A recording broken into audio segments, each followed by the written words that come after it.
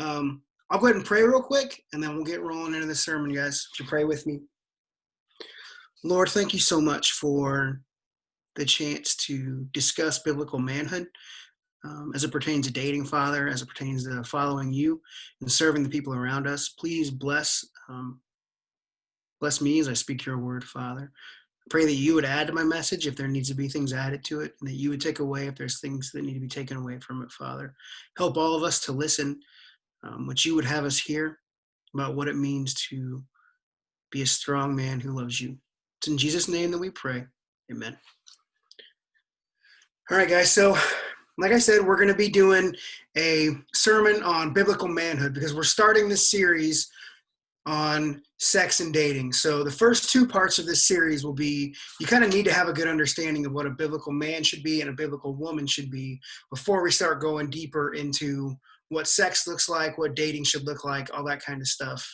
So this sermon will be walking through biblical manhood, guys.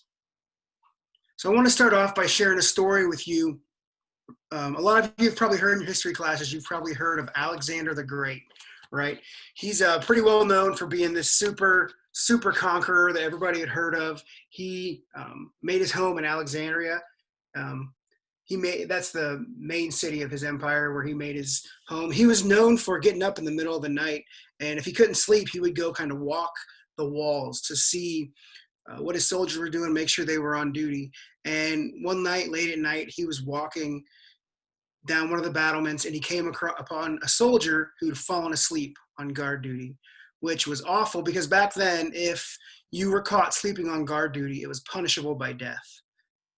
And so Alexander woke this soldier up, and he said, "Soldier, what's your name?" And the soldier recognized Alexander immediately. Well, happenstance would have it that this soldier's name was Alexander too. And the soldier said, "My name's Alexander, sir." And Alexander said, "Soldier, what is your name?" And the soldier kind of freaked out and said, "Alexander." And then Alexander said it louder, "Alexander, what is your name?" And he said, "Alexander." And he said, "Change your name or change your conduct." So that's a roundabout way of saying that we stand for somebody, guys, when we follow Jesus. And so we need to make sure that our conduct, especially as men, is something that is worthy of carrying in God's name. So if you claim to follow Jesus, you have to be a different kind of man. You can't be just like every other guy walking down the street. And if you follow Jesus, you know that Jesus is manhood personified, right? A lot of us have this bad idea of Jesus being this kind of wussy, laid-back, wispy-haired guy who never gets in any trouble, never has any problems. But that's just, if you look at the Bible and read it, that's just not a good, honest picture of what Jesus is really like. Because the Romans wouldn't have been so scared of a guy that was like Mr. Rogers if they crucified him because they thought that he was a threat, right? The Jesus that we see in the Gospels is a strong man that centurions and SEAL Team 6 kind of guys, that's who the Roman soldiers thought was worth following. So we're going to look at how Jesus fills out manhood by walking through 1 Corinthians 16, 13 through 14. So that verse says, "Be watchful." Oh, hold on, Okay, there you go. "Be watchful and stand firm in the faith. Act like men. Be strong. Let all that you do be done in love." So guys, I want you to think as we go through this, do you look like this? Do the guys around you look like this? Ladies, as we go through this is something that I want you to pay attention to because you need to ask yourselves the questions, does your boyfriend look like this? Are these the qualities you look for in a guy when you're thinking about dating him? All right, so next is, we'll start out, it says, "Be watchful." So I like that idea of standing on the wall, watching the guard that was asleep. He should have been keeping watch for enemies that were coming at him, right? And this verse kind of works right into that. And so when we say be watchful, that means we should be standing guard, seeing the enemies that are coming towards us. And so one place where Jesus did that, if you look in Mark 1, verse 35, we see it says about Jesus, it says, "And rising very early in the morning, while it was still dark, he departed and went out to a desolate place, and there he prayed." So we see that Jesus was spiritually aware of what was going on. He sacrificed his sleep so that he could get up he'd go spend time in prayer so that he'd be aware of what's going on spiritually. And as men, we need to do that. We need to make sacrifices so that we can be aware of what's going on spiritually in our heart, what's going on in the heart of the people around us. And I think when you see be watchful, that automatically tells you as a guy, don't be napping, right? Even now, as you're a teenager, as you're a 13, 16, 18-year-old guy, that means right now you're growing into the man that you're going to become. And ladies, the guys that you're dating are growing into the man that they're going to become. A lot of times when we're teenagers, we think, once I graduate, once I get out on my own, once I start living my own life, or I get married or I have kids, that's when I'll start feeling like a man and I'll start acting like a man. The thing is, that's not true. The things that you're doing right now are building you into the man that you're going to become, for better or for worse. So don't be caught sleeping right now when you should be working. Some signs of that is that you're sleeping on the job, I think right now, is if you refuse to help your family out. If your mom or dad come to you and say, hey, like, we need you to do this, and you selfishly are like, no, I'm not going to do that. Or if you belittle other people, if you use your manhood to run over people and mistreat them. If you waste your life on stuff that doesn't really get you anything. If you spend all of your time playing video games or watching Netflix, I don't hate video games or Netflix. I think they're both fun. I do both of those things. But if you spend all of your time doing that, then you're not growing into a strong man of God.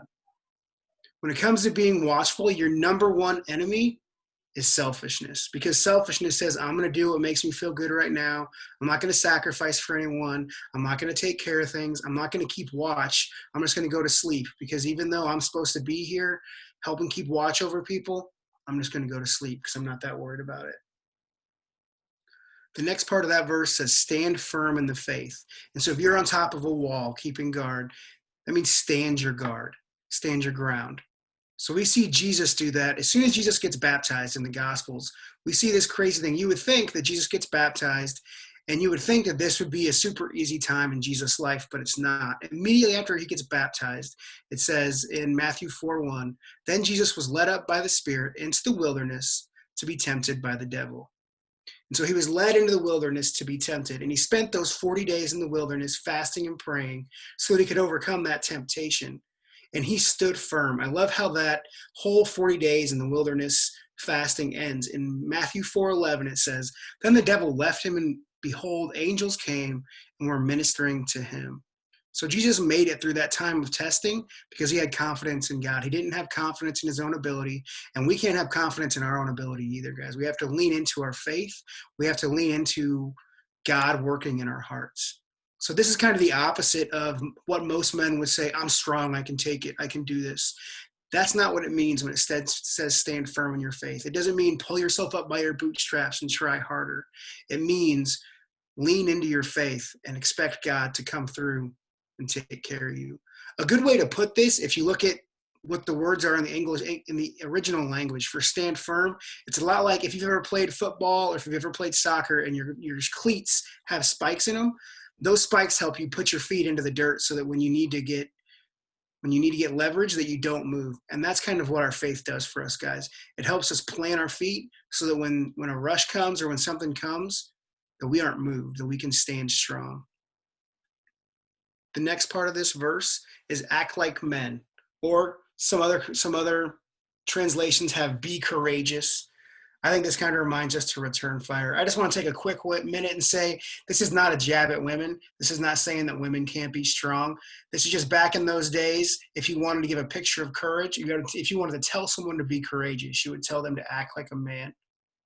So we see Jesus do this in Luke chapter 9, verse 51, when it says, when the days drew near for him to be taken up, he set his face to go to Jerusalem.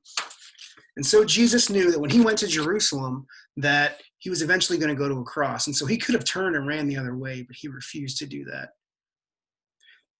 One thing we have to remember, especially as men, that every man's greatest fear, if we're 100% honest, is that we just don't have what it takes. If every guy's honest with you, that's his greatest fear, that he's going to get up against something hard and he's just going to find out that he doesn't have what it takes. I love how John Eldredge puts this in his book, Wild at Heart. He says, this is every man's greatest fear, to be exposed, to be found out, to be discovered as an imposter, and not really a man. So the thing is, we as men worry a lot of the time, right? We wouldn't say that. We would try not to show that. So if you're going to be a man and you're going to act like a man, and you're going to be courageous, that means you need to not be dominated by fear, because fear is the opposite of courage, right? It's not saying we don't ever feel fear, but it is saying that we can't be dominated by that. And so some things that I wanted to say for guys, you can tell you're being, don't be dominated by fear, especially if that means don't keep dating the wrong girl because you're scared of being alone. As a man, show courage, stand up for people, especially for the women in your life and the people that need taken care of. Don't be dominated by fear. Take care of them. And last but certainly not least, stand up for what's right. Don't care so much about what other people think. Stand up for what you know is right, even if it costs you something, maybe especially if it costs you something. Next, the next part of this verse says, be strong, or as I would put it, finish the fight, right?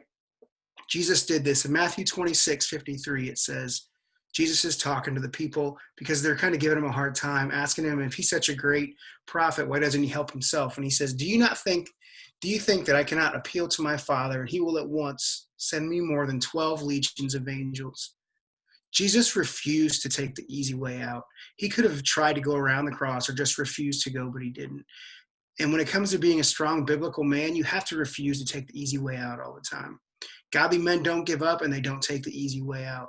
I remember when I played football in high school, there were guys that we would be doing workouts, and when the coaches weren't looking, they would skip reps or they wouldn't go all the way to where they were supposed to run to or something. And those were the same guys that when it came the fourth quarter in a game, they were so tired that they were useless because they were doing things halfway when nobody else was looking. Or another way that guys kind of look for the easy way out, and this is when guys, this has to do with any addiction, but when guys look at pornography, that's taking the easy way out. Because when it comes to pornography, you're getting the fruit of having a long-lasting marriage, good thing with a woman, because sex is a good thing created by God. When you look at pornography, you get all the benefits of a married relationship without putting in any of the work, right? You don't give up anything. You don't work hard to win a woman's heart in order to get that. You just click on a computer screen. And that's the opposite of what men do, right? Men protect other people. And when you do things like look at pornography and stuff like that, you're not protecting people. You're taking advantage of them. You're taking the easy way out. One place where I did this, I'm far from perfect, but one place where I did this with Bridge, when we were dating, when we first started dating, I knew if I was going to really be a man of God, why I pursued Bridge to see if she was the woman I should marry or not. I wanted to make sure that I wasn't manipulating her heart, right? I wanted to protect her heart, because the goal in dating isn't just to get somebody to be with you, it's to help them grow closer to Christ. And if you're the one that's for you, that's how that works out. When we were dating, I remember it was funny because if you guys know me at all, you know I can't go more than 10 minutes without complimenting my wife. I kind of compliment her all the time. But when we first started dating, I remember telling myself on the first couple dates that I was going to do my best not to compliment her, at least not how she looked. And that's not because I didn't think she looked beautiful, because I did. The thing is, most guys know if you want to manipulate a girl and get her to like you pretty quick, all you have to do is just kind of rain compliments on her, right? Most girls, if you're like, man, you look so beautiful, you look so gorgeous, most girls, the second you do that, you start to get their attention. And as a godly guy, that's not how I wanted to win a woman's heart. I don't want to win a woman's heart with cheap compliments. I want to win her heart because of who I am. And that's what real godly men do. They're strong. They don't take the easy way out. They don't manipulate women in relationships. They don't manipulate the people around them. They do things because they're right. Now, on the other side of that, sometimes you'll screw up and you will take the easy way out, or you will give up when you shouldn't have as a godly man. I would tell you, be strong also means don't be crushed by failure. When you mess up, don't let that whole situation become the story of your life, right? Don't be crushed when you mess up. I love this quote that I heard in a sermon a while back where the pastor said, God can redeem a sinner, but he can do nothing with a quitter. And that's so true, because if we keep coming back, Jesus will forgive us and he'll keep using us. Another thing when it comes to strength is that it comes from repetition. You can't expect to be a super strong, godly guy right when you start following Jesus. That takes time. There's going to be failures. You're going to do things and you're going to mess them up. Get up, repent, come back to the Lord, and keep going after it. And then the next verse, verse 14 says, let all that you do be done in love. Jesus would do that in John 13:34-35. Jesus puts it like this to his disciples. He says, a new commandment I give to you, that you love one another just as I have loved you. You also are to love one another. By this, all people will know that you are my disciples, if you have love for one another. Guys, everything that I've talked about, all of those things, acting like men, standing firm in the faith, being strong, keeping watch, all of those are held together by love if you're following Jesus. That holds everything together. That's kind of the gas in the engine if you're a man. And this isn't an emotional kind of romantic comedy kind of love that's cheesy and cheap. If you want to know what real love looks like, real love is the kind of love that every guy, when you see a movie and you're like, man, that's the kind of guy that I want to be. Or when a woman sees a guy and she's like, man, that's the kind of man that I want to be around. That's the kind of love we're talking about here. Because real love, if we want to know what it looks like, and this isn't a cliche, you have to look at the cross, right? Because real love looks far more like a sacrifice than it does selfishness. Real love looks like sacrificing for God and sacrificing for others and putting yourself at the back of the line. A couple weeks ago, I was having a talk with my counselor. Don't worry, I don't have any major issues or anything, but I was talking to my counselor and just to kind of get some stuff squared away and work through some stuff going on in my heart. And one thing that he said, we were just talking about biblical manhood and what it meant to be a good, strong man of God. And I remember he just looked at me and he said, you know, if you're a man of God, your job is all about sacrifice. Your whole job, day in and day out, is about sacrificing for God and sacrificing for others. And I remember that just really hit me square in the face because I was like, man, so often I don't think of biblical manhood as being that, but it is. And I love how this also kind of pushes you into action because it says, let all that you do be done in love. So this isn't something that just sits around and just waits for things to happen. This is a kind of manhood that works hard, but it does that work from an equipping by the gospel, right? It's that work that happens not because you try harder, or you guys know one of my favorite verses is Philippians 2:13. God is working in you to make you willing and able to obey him. So when we work hard for God, it's not try harder. This isn't about behavior modification, trying to look more like we're perfect, especially as guys. This is about loving God in a way that fundamentally changes who you are so that you want to love other people, so that you want to sacrifice for other people, so you have a desire to do those things, even if they're hard. If you want a litmus test, just a quick test for whether you're doing things out of love or not, if you're like, I don't know if I'm doing this out of love or out of selfishness, the super easy and quick way to know that is, do you need recognition? For me, that automatically shows my heart. Like, I'll give you guys an example. The other day, I got up early and I just happened to get up and did some of my devotions, and Bridge and the kids were still asleep. And I was like, all right, man, I'm going to do the dishes, clean up the kitchen for my wife. And then when Bridget got up, it was one of those things where I kind of wanted to do the thing that most guys do, where you're like, I don't know if you noticed or not, but somebody cleaned the whole kitchen, just to let you know, kind of make sure that I got some kudos. But the thing is, if I was really doing it out of love, do I need my wife to compliment me for it? Do I need my wife to come in there and be like, man, you did a great job, Dan? Or do I just clean the kitchen and take care of everything because that's the right thing to do because I love my wife and I love my kids? And so if you need to know in your heart whether you're doing something out of love, whether you're doing it out of selfishness, just look at whether you need recognition for it or not. And then I wanted to finish this by just giving you guys some really practical advice on what this should look like. And so if you haven't picked up on this yet, I've kind of ran this nail into the board as hard as I could, but real men look like Jesus, right? If you want to know what a man should look like, look at Jesus and compare him to Jesus. And so guys, I'll go with you first and give you some practical advice, especially when it comes to dating. And ladies, and then I'm going to give you a little bit of practical advice when it comes to godly guys. And so guys, are you godly? How's your faith? Do you have a real walk with Jesus? Or is it your parents' faith? Or is it something where you're not really sure whether you believe it or not? It's better to admit that and start looking into it than just act like you do. And then, as I've talked about a little bit, do you have a selfish or a sacrificial outlook? Is your constant either like, well, what's that get me? What's that do for me? Or are you looking for ways to sacrifice for the people around you? Guys, remember that growth happens a little bit at a time. It's not going to happen all at once. You're not going to feel like a stud day one of following Jesus. It takes years and years and years of growth. And even then, you're going to feel like you still have to work at it. And lastly, but certainly not least, guys, listen to the correction of the people around you who love you. It's just not always easy, but man, most of the time, if somebody's confronting you about something, it's because you need to hear it. All right, ladies, here's my advice to you when it comes to manhood, when it comes to dating especially. Whenever you're thinking about a guy, about dating him, judge him in comparison to Jesus. Don't compare him to your last boyfriend and say, you know, he's nicer than the last guy I dated. Or he's not as nice as the last guy I dated. Instead, compare him to Jesus. What's he look like? Does he care about people that need his help? Does he have a passion to follow Jesus? But also with that in mind, the second one, don't expect guys to be perfect. None of us are Jesus, ladies. But at the same time, don't settle for a guy just because perfect isn't out there, right? I love this quote by Matt Chandler. He says, hold out for a man that's godly.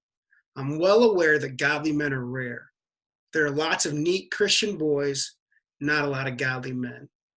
Don't settle, because it's better that you be lonely now than eventually you be married and lonely later. Man, there's so much truth in that. I have friends who married a guy simply because they were tired of being alone. And now 5 years later, they're in a marriage, and I'm not overstating this, they're miserable because they refused to wait, and they married a guy that wasn't godly. Thirdly, listen to what other people say about them. When you're dating somebody, I know that I've done this when I've dated people, you kind of have these rose-colored glasses on where you kind of refuse to hear the negative about them, especially when you first start dating them.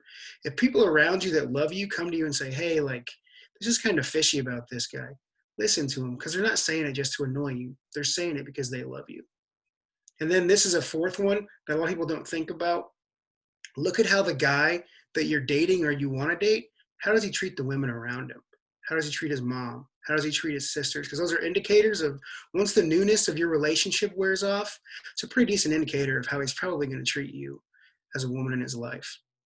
And so as we kind of wrap this up, that's the practical advice I had for you guys and for you ladies. I would say, just remember, it always has to look like Jesus. Always compare guys to Jesus. And remember, he's that picture of manhood, right? If you want to know what a man should look like, look at Jesus and encourage the guys around you to follow Jesus and look for ways to do that.